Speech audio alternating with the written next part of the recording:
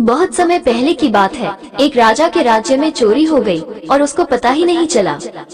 कुछ दिन बीत गए तो राजा को पता चला कि उसी के राज्य का कोई है जिसने इस चोरी को किया है। राजा को बहुत ही गुस्सा आया और उसने बोला, अगर आज वो मुझको मिल जाए तो मैं उसको मार डालूंगा। लेकिन राजा का मंत्री बहुत ही चालाक इंसान था।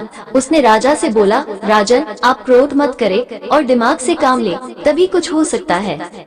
राजन पूरी बात को समझ नहीं पाए और बोले, मंत्री जी, आप क्या कहना चाहते हैं? फिर चालाक मंत्री ने बोला, मुझको कुछ लोगों पर संदेह है, लेकिन उनको पकड़ने के लिए मुझको आपके आदेश की जरूरत है।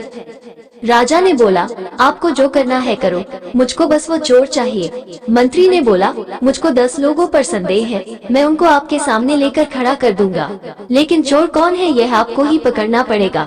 राजा ने कहा, ठीक है, कल सुबह तक वो सारे लोग चाहिए जिन पर आपको संदेह है। रात हो चुकी है लेकिन राजा को नींद नहीं आ रही थी और समझ में भी नहीं आ रहा था कि क्या करे।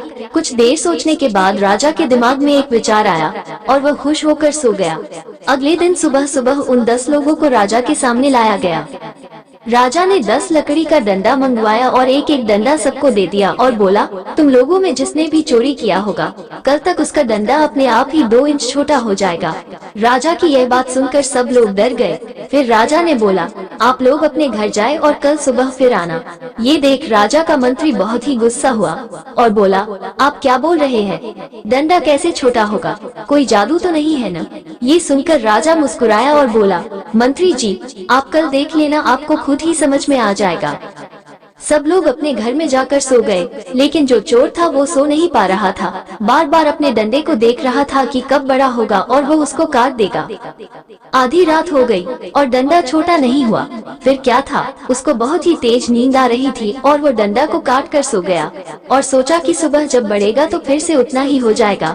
अगले दिन जब सब लोग अपना डंडा लेकर पहुँचे तो राजा ने सबको अपने डंडे सामने करने को कहा। उसके बाद जो चोर था उसने तो डंडा काट दिया था और राजा समझ गया कि यही चोर है। इसके बाद राजा ने उसको कड़ी से कड़ी सजा दिया। राजा की इस महानता को देख उसका मंत्री बहुत ही खुश हो गया। इस कहानी से हम लोगों को यही सीख मिलता है कि अगर अपनों के साथ गलत करोगे तो कभी भी आगे नहीं जा सकते हो।